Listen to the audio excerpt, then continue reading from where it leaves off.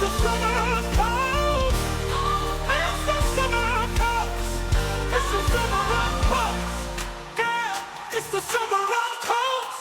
Hey, it's the summer of cold. Look, it's the summer of cold.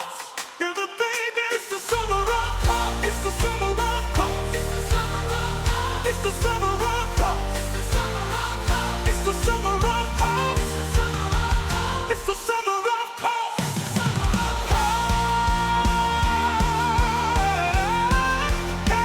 Yeah, yeah.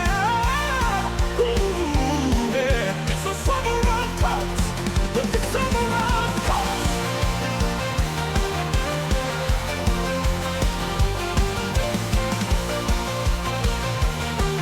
It's the summer of cold.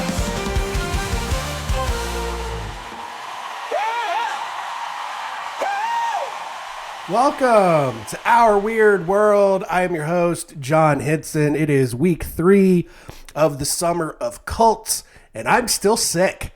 Granted, now, listen, it's probably a very concerning statement to say up front, considering I said I was sick like 4 weeks ago on this podcast. I haven't been sick for 4 weeks. It's been like over a week in the real world where I exist. The COVID turned into an ear infection, and now my brain's all wonky, as if it wasn't before. But like, God, it's just, I'm so dizzy and woozy all the time.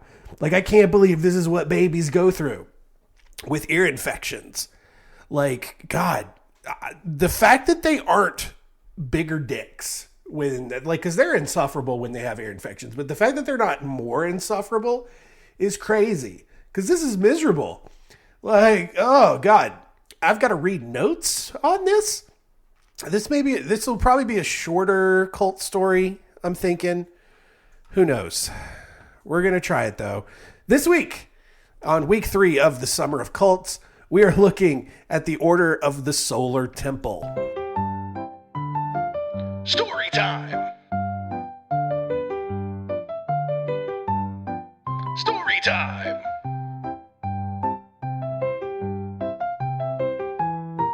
Story time?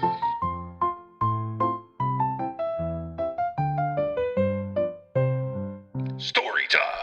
Joseph de Mombro was born in France sometime in 1924 and grew up to own a chain of jewelry stores.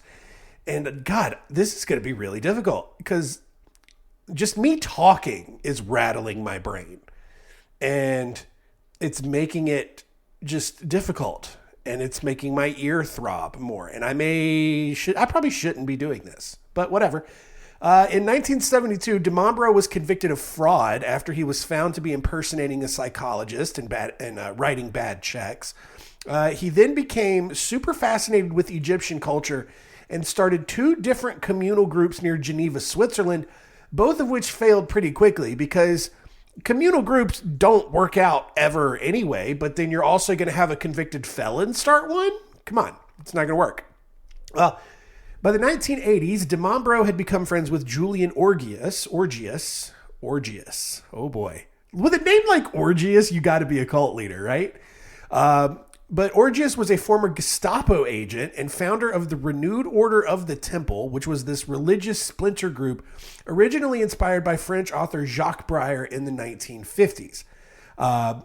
Orgius had also become close with Luc Jouret, a Belgian religious leader who had gotten involved in homeopathic medicine and motivational speaking. So, like, this is the perfect storm of cult leaders coming together, right? Like, you have, a fraudster felon who, he lives his life just looking to screw people over.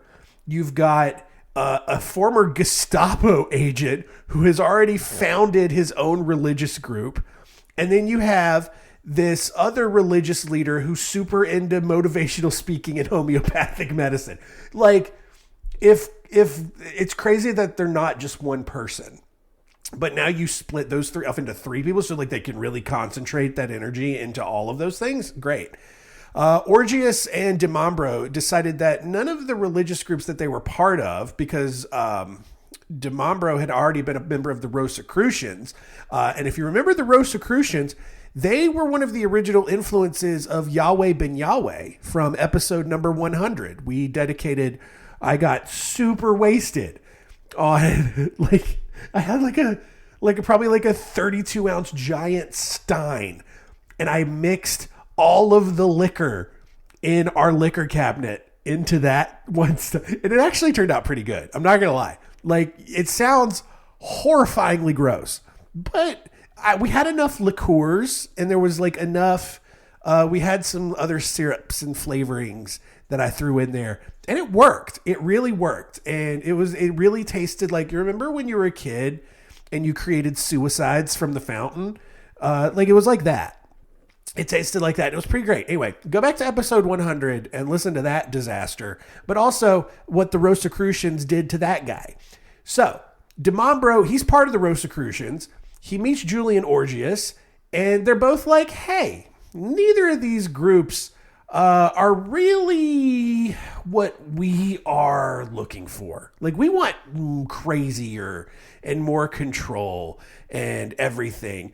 And so they decided to start their own group, the Order of the Solar Temple. So I love this already because they're not even shy about it. We're just gonna, like, none of these groups are culty enough. So let's just go ahead and start our own cult. And so the Order of the Solar Temple is born. And first, it was like a cross between the Knights Templar and New Age teachings. And they just immediately made up this giant backstory where they traced their group's lineage. You know, their group that they just created out of nowhere. They traced its lineage back to a series of grand masters in the medieval age. And their ultimate goal was to bring New Age philosophies into the mainstream by providing their followers with a program to track their spiritual progress. So it's like Weight Watchers for cults. It's just like, hey, you're terrible, but join our program and you can track your progress to become the most enlightened New Age person, I guess. I don't know. But in order to do this, followers had to perform various rituals to invoke the power of the Great White Brotherhood, which it's not as racist as it sounds, but it's not ideal, right? Now, granted, they're in Europe doing this, and Europe mostly white, and the few black people that are there have come over from Africa, and they're not treated very well. Like, you think racism is bad here? Go just to any soccer match. Just pray to God there's not a black guy on the opposing team, because you'll see some of the most outlandish, most racist nonsense you've ever seen in your life. And whoo boy, America, it's not as bad as you think it is in America, right? It's still pretty racist sometimes in America, all right? You'll still hear some hard R's thrown around, all right, by some whites, but it's not as bad as Europe, all right? And so these guys are just like, yeah, you just got to join the Great White Brotherhood, and that means you got to invoke their power, white power. You got to invoke the power of the Great White Brotherhood. Get that white power going on, and you'll be great. So Demambro, he stays behind. I think they're in Switzerland still. He's running the cult. They actually didn't have a hard time gaining followers. And granted, the two other guys, Orgius and Jarrett, they already kind of had their followers, and Demambro comes along and they all team up. And so Demambro's running the day-to-day ops for the cult. Meanwhile, Jarrett traveled the world as a motivational speaker and did more recruiting. And then, of course, as with most religious cults, Demambro and Jarrett promoted this sort of doomsday philosophy that centered on the impending age of Aquarius, in which the world would face the kingdom of fire. And this was combined with the second coming of Christ, when Jesus referenced the end of an age in Matthew 13, with him returning as this new super solar God king. Survivors, whoever that might be, would then cross over into a new realm to bring in a new age of laws, philosophies, and quote unquote vibratory harmonies. Ugh. Whatever, dude. Jarret specifically believed that Europe was super old and worn out, obviously, and that Quebec, Canada was the perfect place to live because it had a broad granite plate and a strong magnetic field that would protect everyone from the earthquakes that would occur during the apocalypse. I don't think that has anything to do with how earthquakes work, but when you're a religious cult and you're a cult leader, you could just say nonsense like that and people will believe you because you have attracted just a bunch of dummies who don't want to spend the mental energy to think for themselves and prefer to just believe something that someone else says, as long as they say it with enough confidence. By 1984, the group had over 1,000 followers and moved to a quote-unquote survival farm on the St. Lawrence River between Montreal and Quebec City in Canada. Over the next several years, Dimambro and Giray held elaborate rituals using special effects in order to convince followers that something truly magical was going on. So basically, they're just like out in the Quebec wilderness with all of their followers, and they're just like putting on daily magic shows for these kids. And granted, like, and they're probably doing something crazy like, fog machines and like, lasers or, doing illusions or whatever to make it seem like all three of them are like truly powerful. And these people are buying it. Like, they are eating it up. Members wore long white robes and held swords that they then pointed to the moon, where they would allegedly join a chain of eternal reincarnations. Okay, sure. I don't know how any of that. I don't know how pointing a sword to the moon joins you to a chain of eternal reincarnation, whatever. But as the 1990s came and got on, people started to get bored because nothing ever actually happened. Like, the age of Aquarius, like, either didn't come or go or whatever. And like, that's like, if you just get into the age of Aquarius, people who believe all that, like, no one can even agree. Like, no one can even agree if we are currently in the age of Aquarius or if it is the upcoming age that's coming up next. Like, because there's like two different ways that you calculate it. Basically, so back it up, right? The astrological age is a product of the Earth's rotation, and each age lasts for 2,160 years on average, which is a result of a 25,920 year period of precession divided by the 12 zodiac signs, so you get the 2160 years of age, right? So we're either in the age of Capricorn or we're in the age of Aquarius now. We don't really know. All right. Some people don't even think that like the age of Aquarius began in 2020, which maybe did. COVID and started. Maybe that's why everything's so wonky now. Maybe we got into a new age. But also you would think that like, astrologists with, maybe with all of their smart logic and reasoning, they would have already known that. Whatever, I don't know. But the approximate dates that we have, maybe it started back in 1447, or it's going to start in 3597, or who knows? We just don't know. It's all stupid. That's the key takeaway here. It's all stupid. Anyway, as the 1990s wore on, people got bored, like I said, because nothing ever actually happened. And so people started to leave the cult, and word began spreading about how strange the rituals were that were being performed there.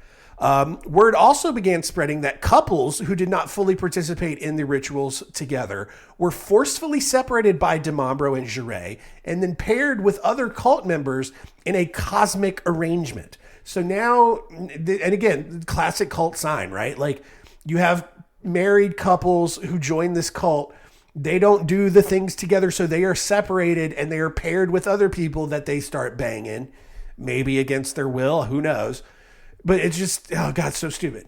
Rosemarie Klaus, whose husband was cosmically arranged with another woman because she refused to fully participate in these silly rituals, eventually sued the cult and was actually awarded $150,000. Once this happened, several activist groups all over the world began looking into the cult and learning about their beliefs and practices, mostly as it related to taking their followers' money, as it normally goes.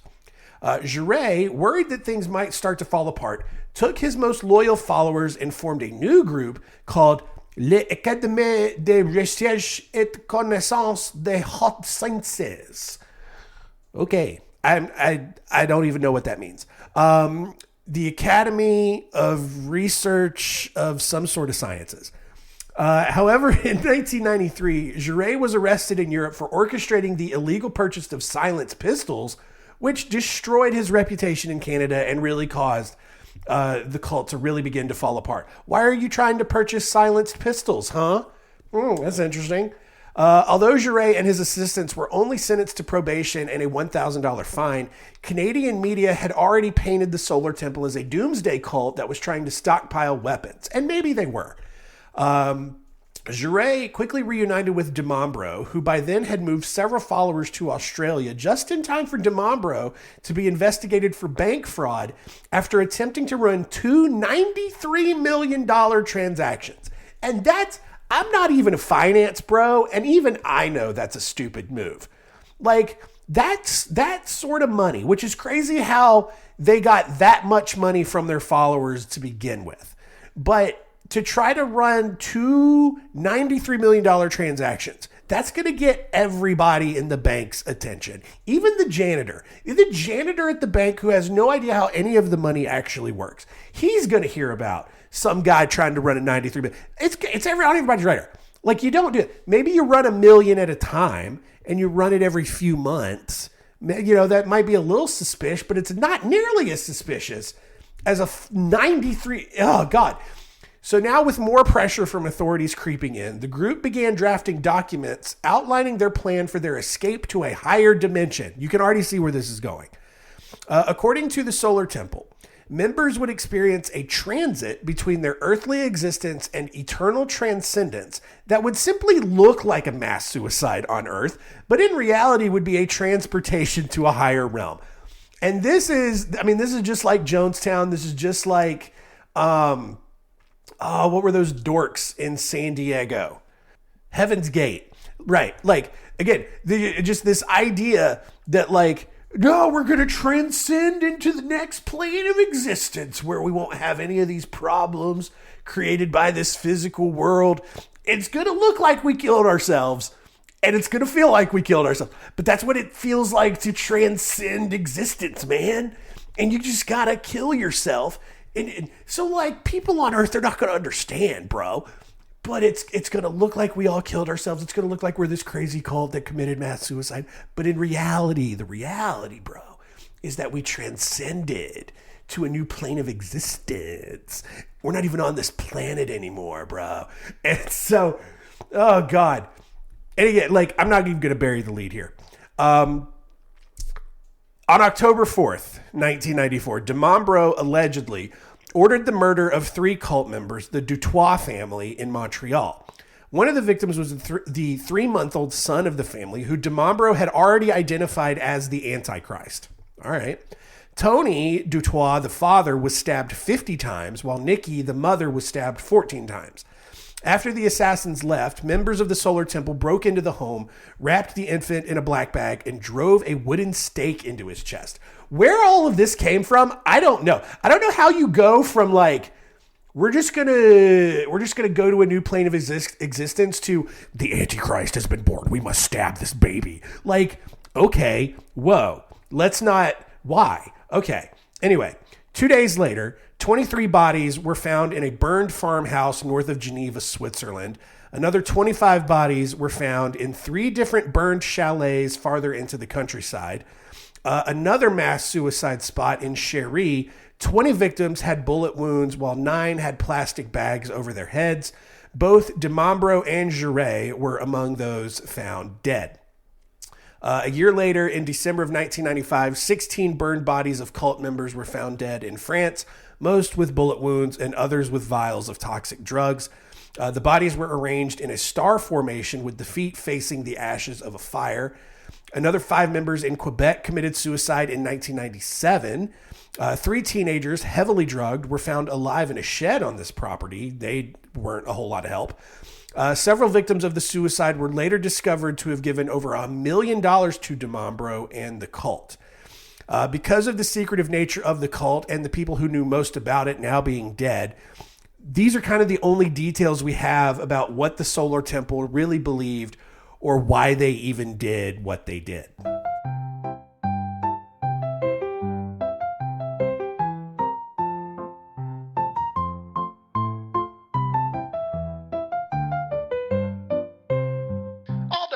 So yeah, Order of the Solar Temple in the books. Sorry about like the quick end to that. Like it just really ramped up and then it's just done.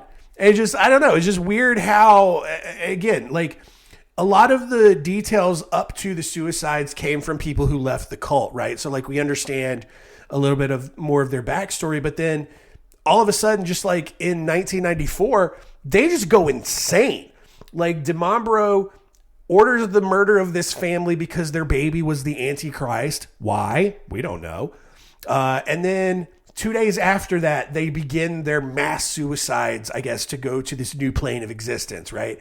And what's crazy is like, you know, they start in October of 1994, and then a year later, more people commit suicide, and then another year and 2 more years after that. So like people are still committing suicides in this cult by 1997, like 3 years after the first ones happened. And it doesn't make any sense. Like no one knows why, because it's not like they left documentation, and orders and all of that explaining why. It doesn't make any sense.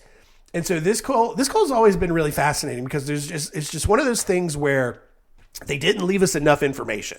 We just know that they were absolutely insane. So let's recap this insanity and see what we learned today.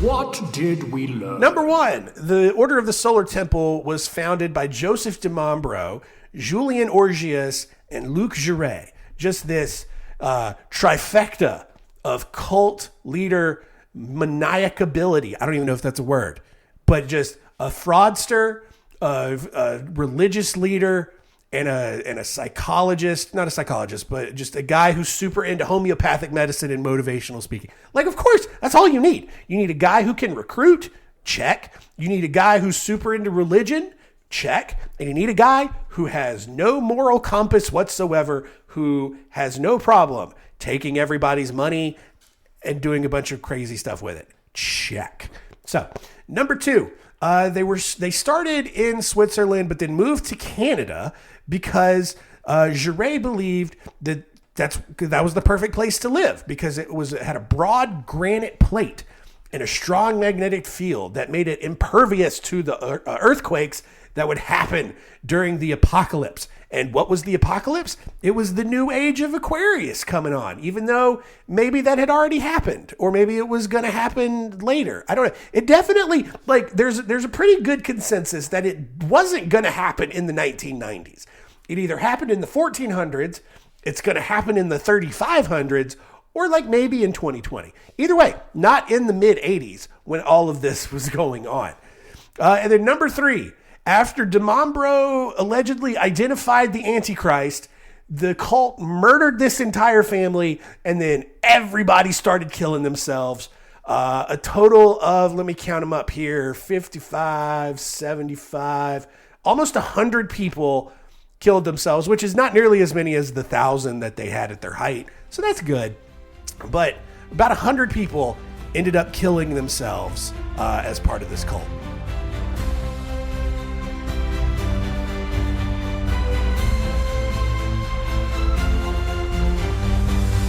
What did we learn? Next week on Our Weird World, Summer of Cults continues with Synanon. Briefly mentioned them a few weeks ago when we covered the Elan School, because the Elan School took something from Synanon and incorporated it into their teaching slash beating philosophy. So we're going to see what Synanon was all about. Again, it's a cult. Things happened. You get it.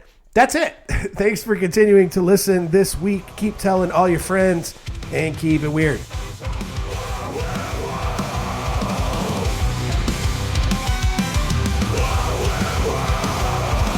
This is a podcast.